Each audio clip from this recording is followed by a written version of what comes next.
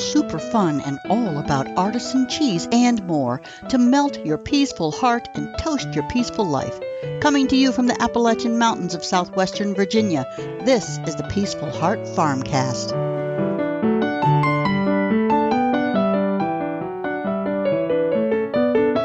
Hey, this is Scott Hall from Peaceful Heart Farm, and you are listening to the Peaceful Heart FarmCast. Hello, everybody. Melanie Hall here. Hope you are doing very, very well. The conversation today and every day revolves around the value of tradition, traditional homestead living, traditional raw milk products, and artisan cheese. Topics discussed here are designed to create new perspectives and possibilities for how you might add the taste of tradition to your life. There's a lot to consider when planning your homestead.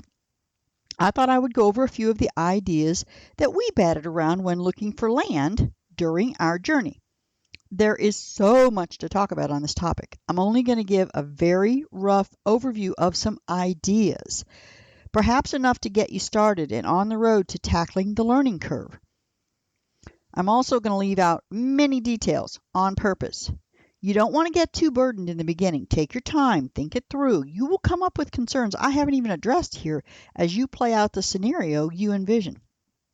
It'll be unique to you. I want to take a minute and say welcome to all the new listeners and welcome back to the veteran homestead-loving regulars who are stopping by the FarmCast for every single episode. I appreciate you all so much. Thank you so much for supporting this podcast. And I'm excited to share with you what's going on at the farm this week. We've got the garden fully planted, finally. The last two beds have cilantro, parsley, oregano, and basil. And I have another herb bed that has rosemary and thyme. Many of these will be transplanted in the fall to a more permanent location, or at the very least into a pot. They're perennials in our USDA planting zone, and they will survive the winter. So rosemary, thyme, and oregano fall into this category. I also have some mint. That's also going to be a perennial. I planted that along the edges because the garden is made up of concrete blocks. There are holes along the edge behind the sunflowers and the holes in the side of the blocks. And that's where the mint is planted.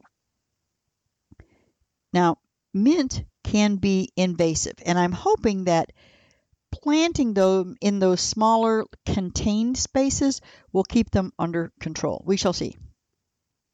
I use the mint in a lot of my lamb dishes. Now let's talk about the cows and the calves. The calves are doing so well, and Virginia is so beautiful. She's so beautiful. Claire came into heat again, so the first artificial insemination didn't take. And on Friday, we had Yancey out, and he gave it another go, this time with different semen. I don't know if I mentioned this before, but the sexed semen that we purchased was not really very active. They looked at it under the microscope, and it was just about dead, and it was not really expected to work very well, if at all. So we purchased another round, this time unsexed semen from a different bull. When we looked at it under the microscope, it looked great, very active. I expected to take this time. Cloud also had a second go-around. I think she had the same semen as before. I need to check into that. Scott's got it written down, I'm sure. Anyway, Butter may need another go-around as well. So far, Violet looks like she might be good to go. If Butter goes around again, she'll get the newer semen this time. And since Buttercup finally gave birth to that beautiful calf named Virginia, she will be able to be bred in a few weeks as well. So we look forward to a great calving season next spring. All of the cows having them March, April, May, and hopefully we will be all done with calving by May. So all is well in the cow and calf arena. Now let's talk about the goats, the sheep, and the donkeys. Now the goats are staying up in the woods most of the time. Occasionally they come down and get some loose minerals to supplement their diet, but they just hang out up there under the trees. They eat a lot of woody things. They eat the briars and things like that. So that's why we have them. They keep the brush and underbrush and kind of stuff cleaned out from underneath the trees. The sheep stay with the donkeys most of the time, except when the donkeys come up to the milking shed, which is quite often. Then the sheep lay down or stay down in the creek bottom, or maybe they'll be up on the travel lane, but they won't be off in the woods or in the fields by themselves, usually without the donkeys. Now, a few days ago, we had a lamb adventure. One of the new lambs got on the other side of the fence and couldn't find her way back. The opening was clearly visible from inside the pasture. It was like, oh, that's right there. That's where she got out. Well, once we got on the other side of the fence and we looked at it and was like, oh my gosh, it's nearly impossible to see from the outside. So after chasing her back and forth, up and down the fence line, over and over and over again, we decided to try another tactic.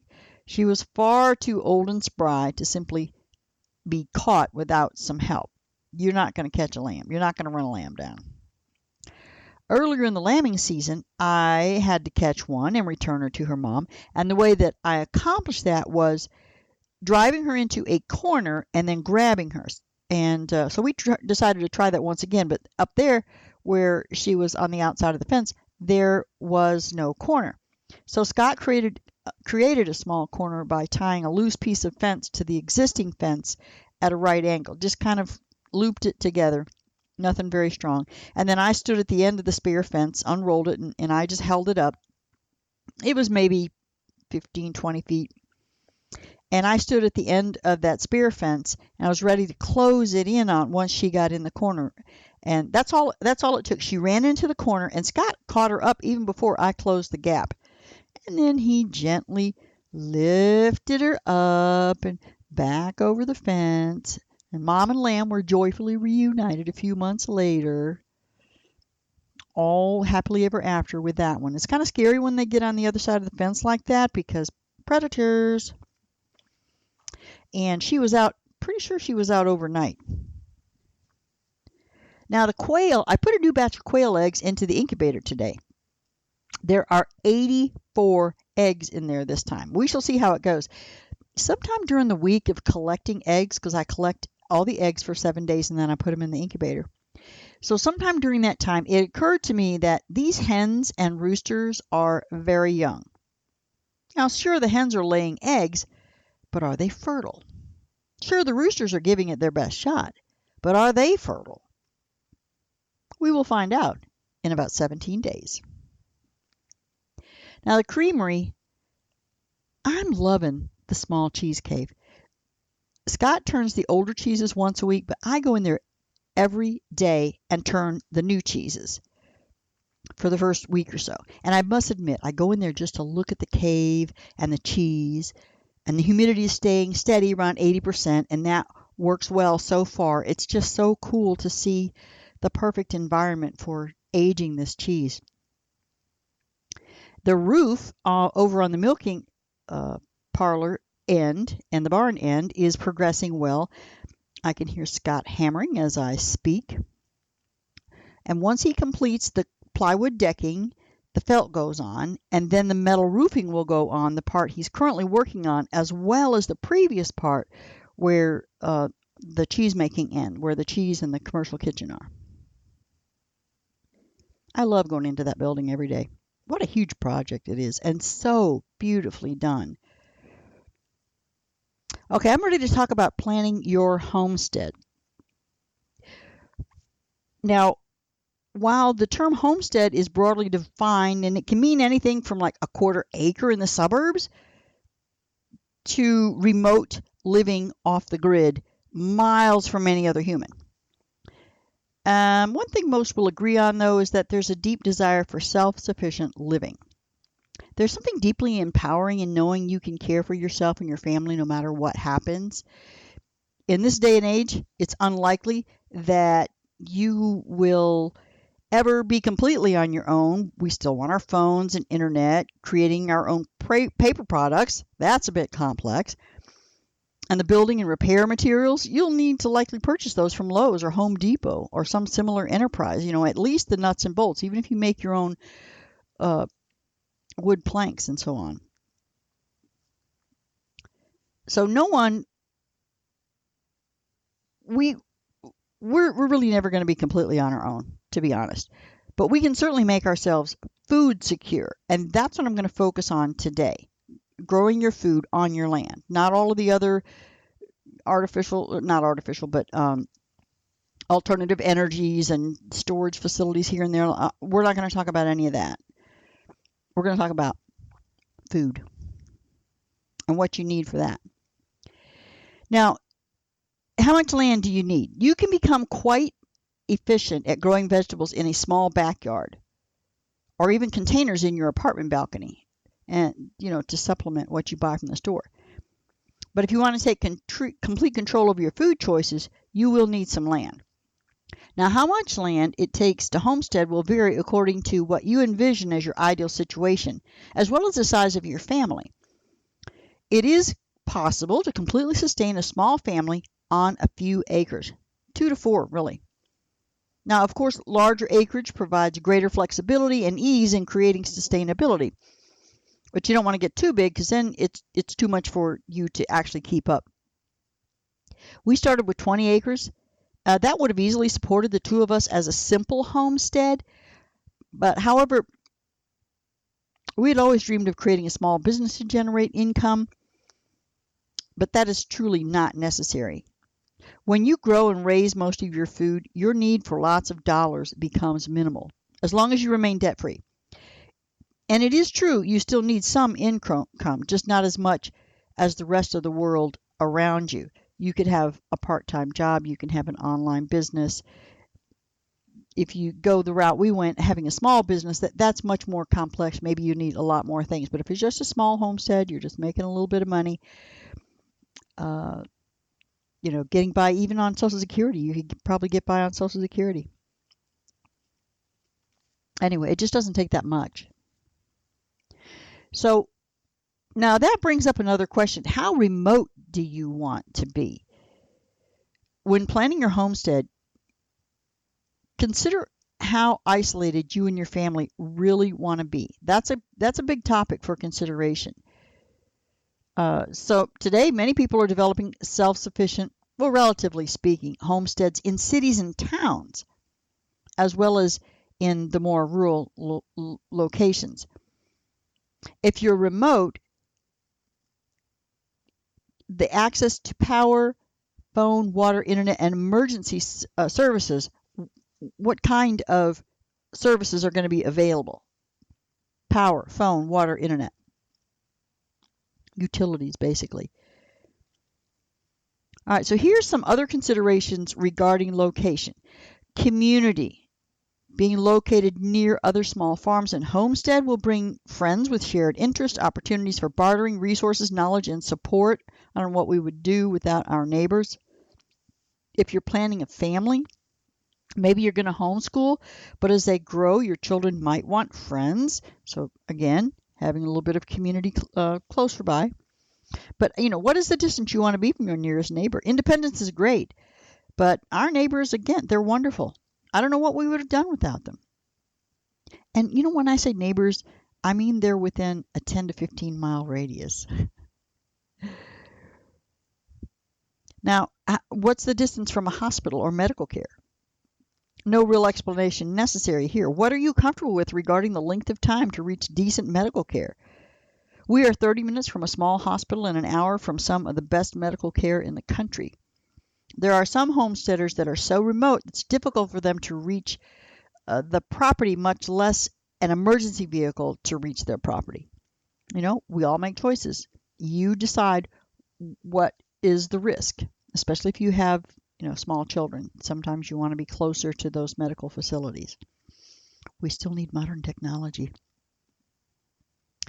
Access to phone lines and broadband. You might be planning on creating a little income from YouTube or some other social media where you need really good internet service.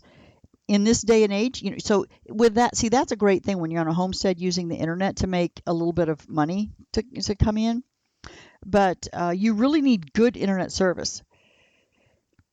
Even though it's a really great way to make a bit of extra income. My favorite YouTubers do not have access to enough internet speed to live stream. So they have to record everything and then upload it. That's so 2010s. Everything's live streaming now. But they make it work, and you can too. They talk with their followers and let them know that they're not going to get live streaming because they just don't have the internet bandwidth. Landline service, phone service is available to nearly everyone in the country. Not all. Some people are so remote, and maybe that's what you want. You want to be so far away from everyone. You might even have trouble getting landline phone service. And probably you wouldn't have cell service either. If you can't get landline service, you're probably not going to get cell service either. Because, well, maybe out in the flat plains, straight line of sight, you can get cell service. But here, we don't get cell phone coverage at home. I do have a cell phone that I use at the farmer's market, but we do not get a cell signal at home. And again, what about internet service? When we first arrived on the scene here in 2005, we had one of those 28800 dial-up modem services. It wasn't such a big deal as we weren't here all that much back then. I mean, it was a pain. While we were out on the road, of course, we had good internet service. At home, we had this really slow stuff. But now, over the years, internet service has really improved in our area. Though they say in many areas of the county there is no broadband service, but we have just about the fastest internet service. We have more available than we're actually using.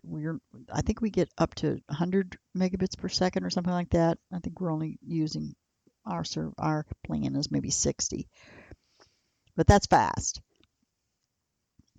It's great. The internet is your best resource for gathering information and learning new skills, and certainly for education as well as making an income. So that internet service is really a part of our lives in 2020. Now, something else kind of on a different topic as far as being aware of regarding your land. You want to be aware of mineral or water rights. This is especially important in the western and southwestern areas of the U.S. We don't have that so much here, but I know they do in Texas and Oklahoma, water and mineral rights and water rights in all of the West. You might even have to go with a catchment system if you can't get water rights. Also, you want to look at any contamination from toxic runoffs. Consider natural disasters such as fires, tornadoes, or hurricanes. And of course, all of that depends on the area of the country you choose. What about flooding? Is it in a floodplain? So all of these things that you want to take into consideration. Especially those floodplains, they can sneak up on you. It looks like, oh, it's such a great thing. But then you go and you look and it's like, oh, there's flood insurance. It's in a floodplain. And if it's perfect for what you want, you might still go ahead and get it. But you need to be aware of those things. Now, you want to look for specific land characteristics. And this is where you might start writing some of this stuff down. Do you want 4 seasons? Or do you want it to be warm year-round? Are you okay with living where it's really cold for a long time during the year? Are you a mountain or an ocean person? These are pretty important questions. Obviously, we are the mountain person variety. Are there any restrictions or covenants on the land? We have an easement on our land. That means our neighbor has permanent access across our land. We were restricted in where we could put up a fence. We had to leave him clear access to his property via our property. We worked it into our plan, and it works for us as well as our neighbor. We actually use that easement, most of it, as our driveway. So we're using it as well. What kind of zoning regulations are on the property that you're looking at? This is not usually a problem in very rural areas, but keep it in mind if you're looking for a couple of acres in the burbs. A rooster or even lots of clucking hens can make neighbors into enemies. And of course, HOAs and stuff like that, that's, you're not really going to. There are things that you can do with those that are quiet, rabbits, maybe quail, maybe something like that you can do. But I'm assuming you're looking for a little bit more space than an HOA or a planned community would offer. Now, when you're looking at the land, is there a good garden space? Is there a level or at least very gently sloping space for your garden? You will need a minimum of 5 hours of direct sunlight per day. Now, how much space that you will need for what you plan on growing, that's going to be independent. And that may take some greater reading, some study, some research, where you've got to at least estimate in the beginning how much of a particular food that you're going to eat. And I'm going to tell you that will evolve. You know, how many green beans do you need? How many tomatoes do you need? How many potatoes do you need? Just make sure that you've got plenty of space so that you can expand if you need to. Crops like squash, potatoes, corn, they can require more space than you think when planning for storage and year-round access. So you're growing more than just eating during the summer. For everything, really, you're growing more than just eating during the summer. You're going to put some up for eating over the winter as well. Now, you want to look at your soil quality. Poor soil quality and inadequate water supply, that's a recipe for disaster. You can improve a small plot of poor soil with proper management. It just takes time. So your gardens will become more prolific over time. So even if it's not perfect in the beginning, you work with good management techniques and you'll turn that into some great soil. Just don't expect to go in there and just grow this gorgeous, beautiful garden from day one. You know, maybe you'll have that great soil, but most of the time when you're getting a good deal on land, a lot of times they've really not done anything with making that soil useful, very useful for growing a garden. And just in general, land just in general is not conducive to growing garden. You need to build your garden soil up. You need to specifically grow soil, pretty much. Now, what is the availability of water on your property? You want access to a year-round supply of clean water. That's going to be essential. And you might be served from a municipal service. You might have a creek or a lake or a well. Or you can create a catchment system and catch rainwater. If there is a creek or stream that you're going to depend on, does it run year-round? Well water in the mountains can be an issue. It might be a long way down to a water table. Check with the neighbors to see what they had to do to make it work. Can your land support livestock? Do you have livestock in your plans? So then the land needs to be enough ground for grazing. And this is another education piece, researching how much grass a cow eats or goat or sheep or whatever you're going to have. And it varies according to where you are in the country. Like western localities such as Texas and Oklahoma require nearly 10 times as much grazing area as the southeastern United States. 1 acre in the southeastern United States for a cow, it might take 10 in Oklahoma. But land is also cheaper out west, so it's easier to get larger quantities of land. It all works out, right? But then there are many other things. I just simply cannot get into the details. If you have a lot more land, having a vehicle to get around on that land and so on. So there's so many things to consider. But it all works out as far as the amount of land and the price that's going to cost you. Now, do you have access to winter feed? I'm talking hay here. Either you grow it and buy it or you buy it from someone else. If you grow it, will you harvest it or hire that out? Personally, I recommend hiring it out unless you plan on getting into the haying business. It all sounds really romantic, but let someone else have the headaches of keeping up that equipment. Give them half the hay and you're good to go. They take care of all of that stuff. Are you going to have an orchard? And the space doesn't really need to be large. Even a half acre can provide plenty of ground for fruit trees to fulfill your needs. Are you going to heat with wood? You'll want easy access to a steady supply of firewood if so. Will you be using the trees on your land for buildings? Take a general inventory of standing timber on the property if you're going to be looking at something like that. You will want some trees. In our area in the mountains of southwestern Virginia, the problem was finding the flat land without trees for the garden and pastures. Your mileage will vary. Living quarters. Is there a house on the property? If no house, is there a well, septic tank, and power?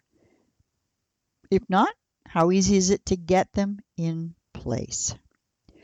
So that's kind of an overview. Again, it was a very brief idea of some of the topics we discussed when looking for land. There's much, much more, but I don't want to just overwhelm you. Just get started. Just jump in there, start looking at some of these things. And it's a good idea to make a list of what is absolutely non-negotiable and where you're willing to compromise when it comes to the ideal piece of land. And give yourself some time to find the perfect place. Sometimes, a lot of times, it just gets to the point where I just think it's not really going to happen. And then all of a sudden, it will happen. And you want to find you do want to find the at least as close to perfect as you can get, because presumably you're going to be there for a very long time. You'll invest lots of time and energy into creating that perfect homestead. Make sure you have the essential building blocks, and then go from there. If you enjoyed this podcast, please hop over to Apple Podcasts and subscribe and give me a 5-star rating and review. And please share it with friends and family who might be interested in this type of content. That is absolutely the best way to get this information out there for others who might be interested. Share, share, share. Thank you so much for stopping by the homestead. And until next time, may God fill your life with grace and peace.